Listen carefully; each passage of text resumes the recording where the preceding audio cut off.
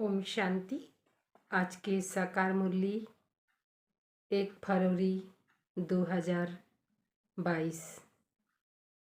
बाबा बोलें, मीठे बच्चे, सारे कल्प में बड़े ते बड़ी हस्ती यह ब्रह्मा है। इसमें ही बाप प्रवेश करते हैं। इन्हें ही तुम्हें फॉलो करना है। ब्रह्मा बाप को ही हमें फॉलो करना है। प्रश्न, बाप और दादा दोनों का विशेष गुण कौन सा है जिसे तुम्हें फॉलो करना है? उत्तर, बाप निराकारी सो निरहंकारी, तो दादा भी साकार में होते सदा निरहंकारी हैं। इतनी बड़ी हस्ती होते हुए भी कितना साधारण रहते हैं। एक और कहते यह ऊंचते ऊंच हीरे बनाने वाला बाबा की डब्बी है, और दूसरी ओर कहते यह पुरानी लॉन्ग बूट है। एक तरफ हीरे की इतना मूल्यवान डब्बी है और एक तरफ कह दिया कि लॉन्ग बूट है जिसमें बाप ने प्रवेश किया। दोनों ही बच्चों की सेवा में हाजिर है। तो ऐसे ही बच्चों को भी फॉलो फादर कर निरहंकारी हो सेवा करनी है। निराकार बाप ने क्या कहा? निरहंकारी होकर के सेवा करनी है। गीत ओम नमः शिवाय। ओम शांति। बच्चों ने किसकी महिमा सुनी? सब बच्चे कहेंगे ऊंचते ऊंच भगवान, उसका नाम है शिव। शिवाय नमः कहते हैं ना। यह भी भारतवासी जानते हैं। शिव जयंती भी मनाते हैं, महिमा भी बहुत करते हैं। तुमी ओ माता पिता तुम ही हो, परंतु सिर्फ इतने तक ही कहते शिवाय नमः।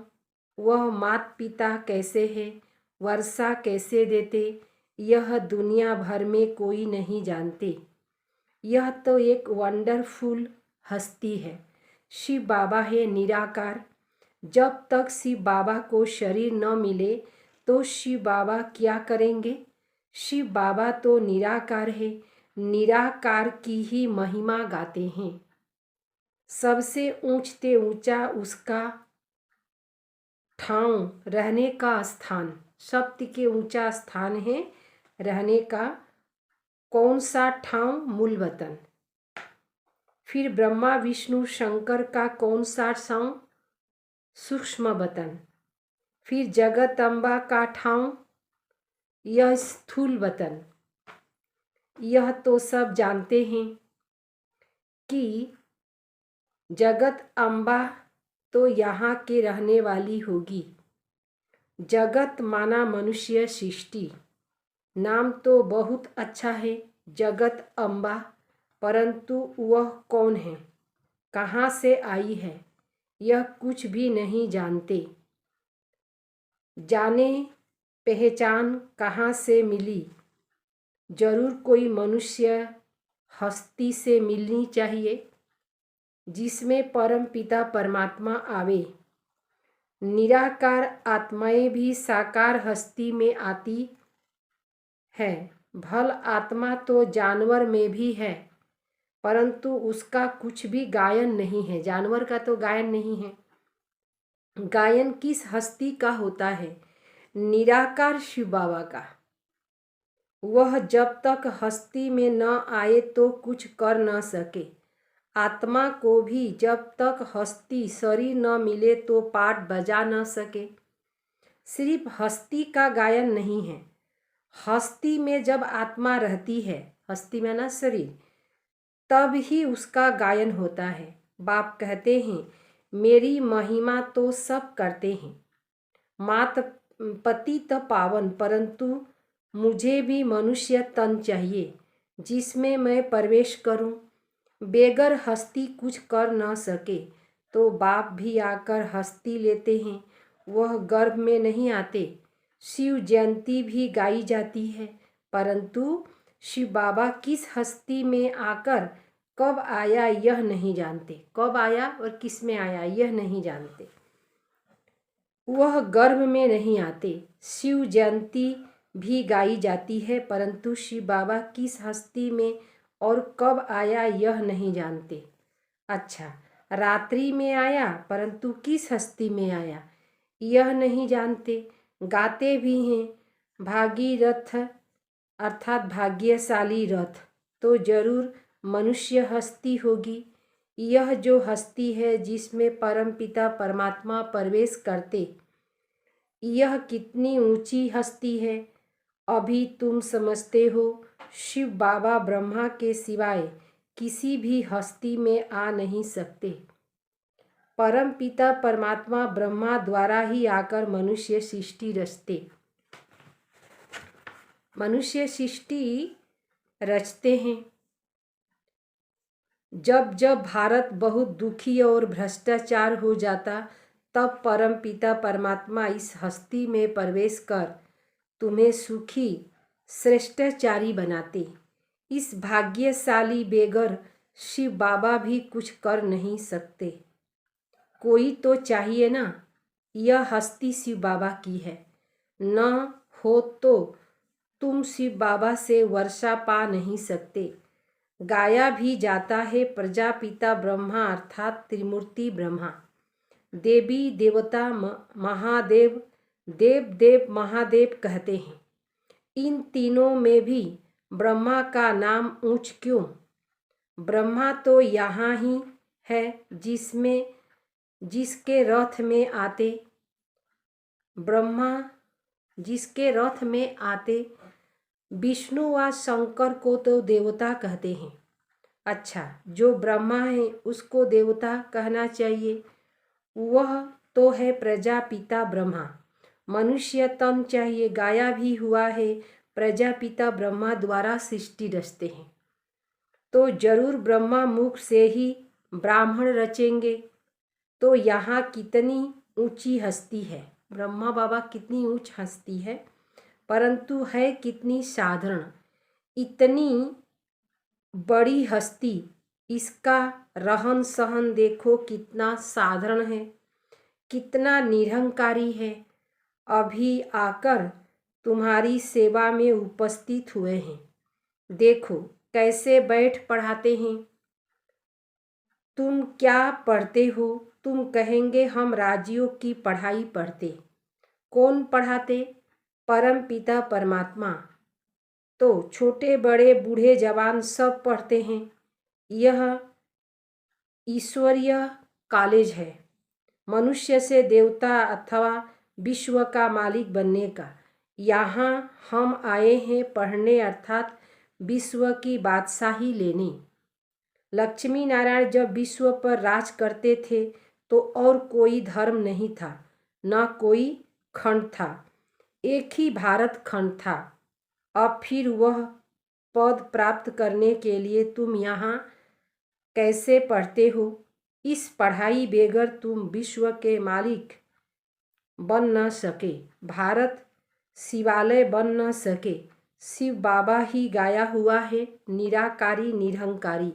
जब तक हस्ती में प्रवेश न करे, इस हस्ती में प्रवेश न करे, तब तक कुछ कर न सके, क्योंकि शरीर तो लाग गई। तो निरहंकारी पने कैसे दिखावे।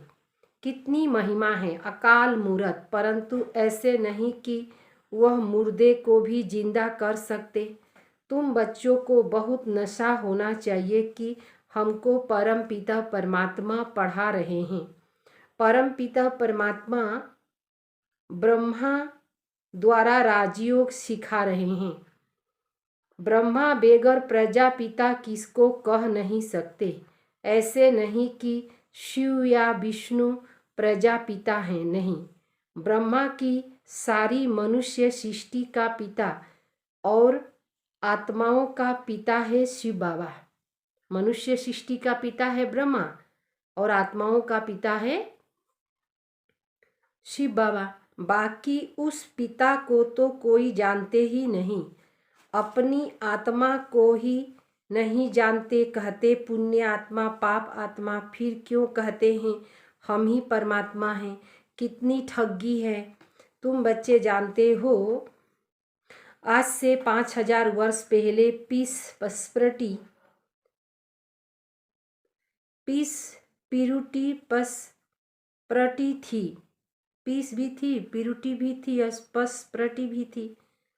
अब बाप कहते हैं मैं आकर सबको नॉलेज देता हूँ। पहले तुम कुछ नहीं जानते थे, किछुई जानतम नामरा। अब सब कुछ जानते हो, सृष्टि आदि मध्य अंत। बाप की बायोग्राफी बाप से ही जानना जाता है। अब निराकार की बायोग्राफी कैसे हो सकती? जरूर जब साकार में आए तब बायोग्राफी हो। सिर्फ आत्मा की बायोग्राफी नहीं हो सकती। जीव आत्मा बने तब बायोग्राफी, जीव पुनः जन्म में आवे और बायोग्राफी भी हो।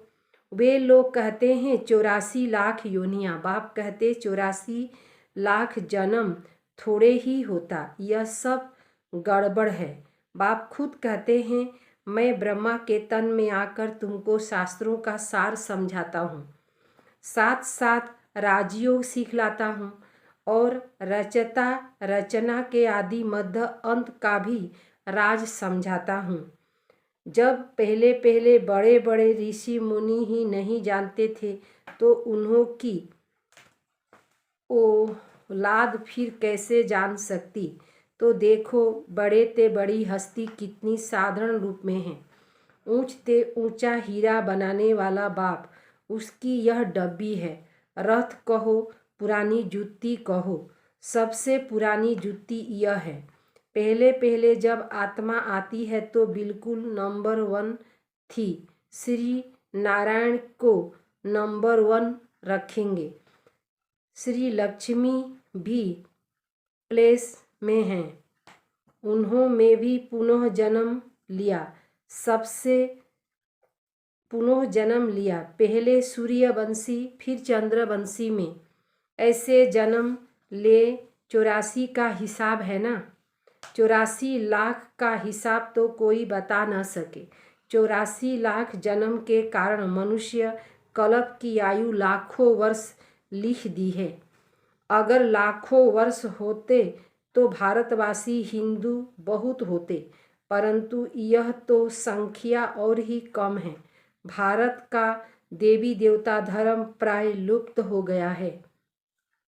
कोई भी अपने को देवता नहीं कहला सकते, क्योंकि देवता तो सर्वगुण संपन्न थे, अब वह है नहीं। राम राज्य है न कि राम, अब वह है नहीं। रावण राज्य है न कि राम राज्य। दुनिया वाले न राम को न रावण की बायोग्राफी को जानते। दिन प्रतिदिन रावण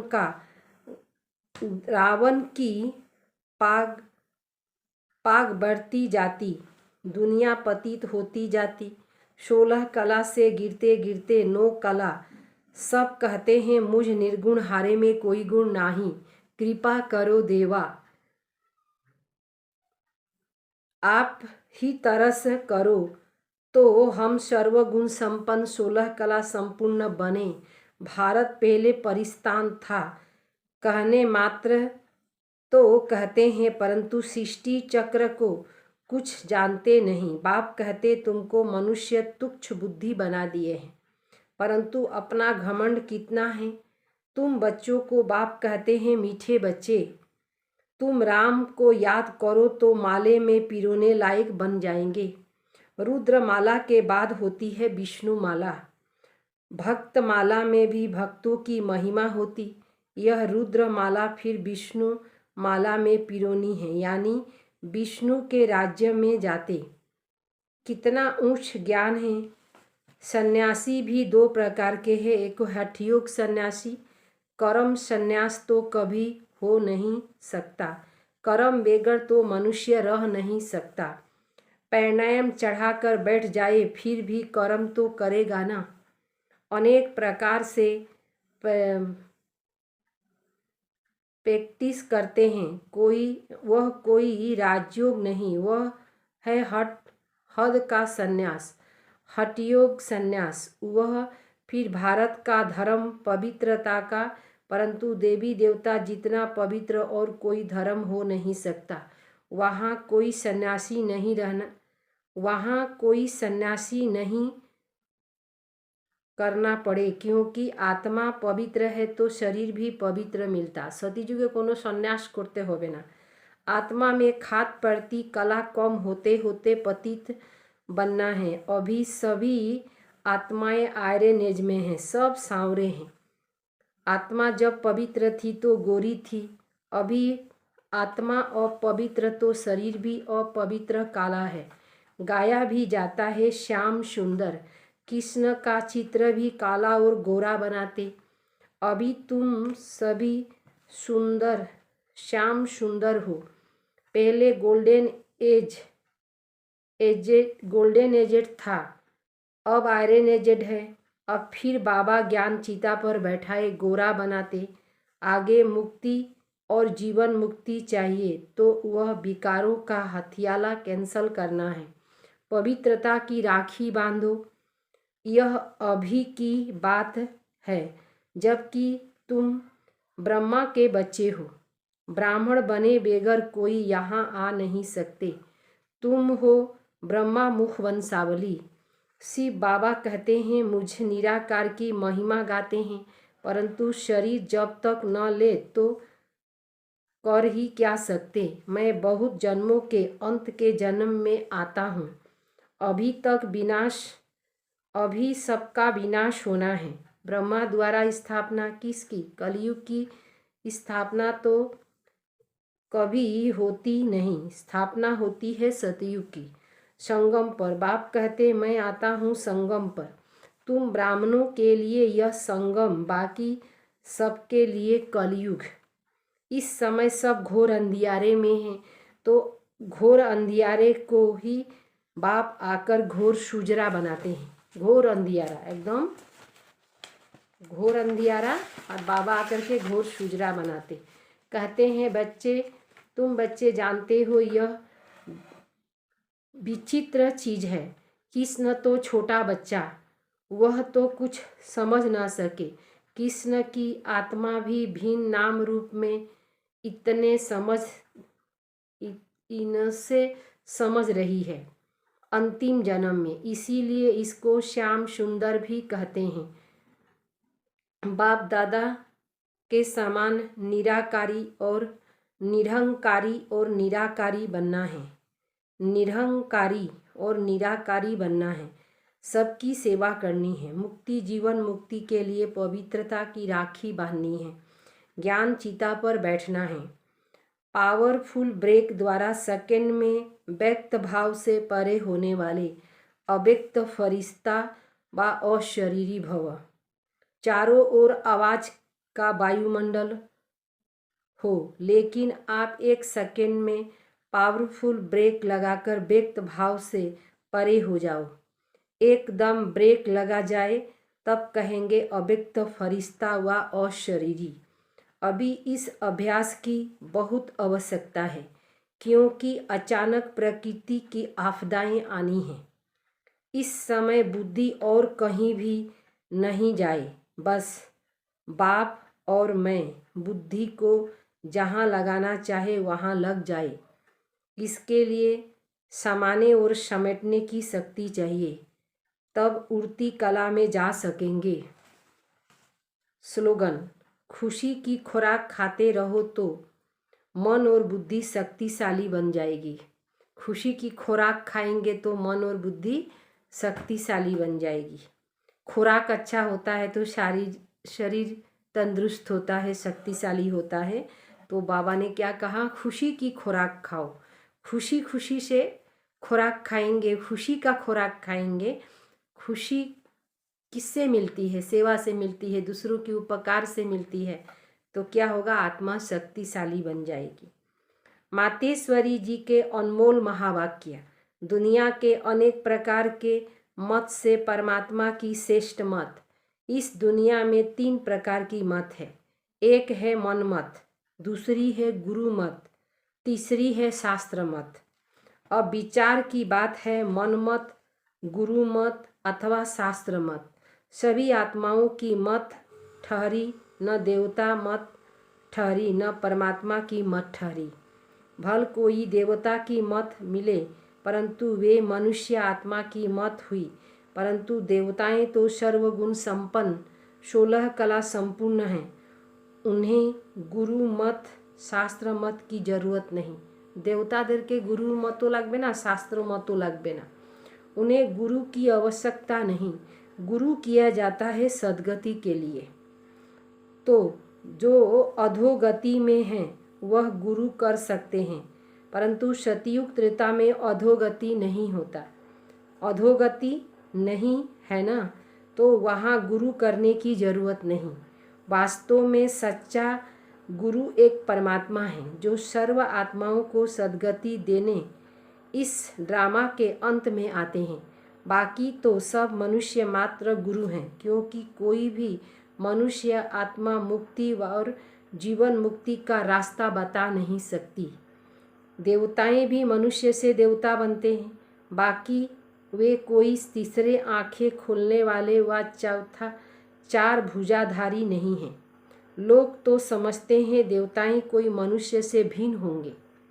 हाँ, भिन्नता यह है कि वे सर्वगुण संपन्न 16 कला संपूर्ण और होने के कारण बहुत पवित्र हैं। उन्हों के संस्कार शुद्ध थे। बाकी मनुष्य तो मनुष्य थे। मनुष्य में सब देवी गुण है। मनुष्य में जब देवी गुण है तो उन्हें देवता कहते हैं। अब यह मत हमको परमात्मा द्वारा मिल रही है। हम मनुष्य मत या गुरु मत पर नहीं चलते, हम चल रहे हैं परमात्मा की मत पर। सभी आत्माओं से परमात्मा की जरूर श्रेष्ठ मत होगी। अच्छा, ओम शांति।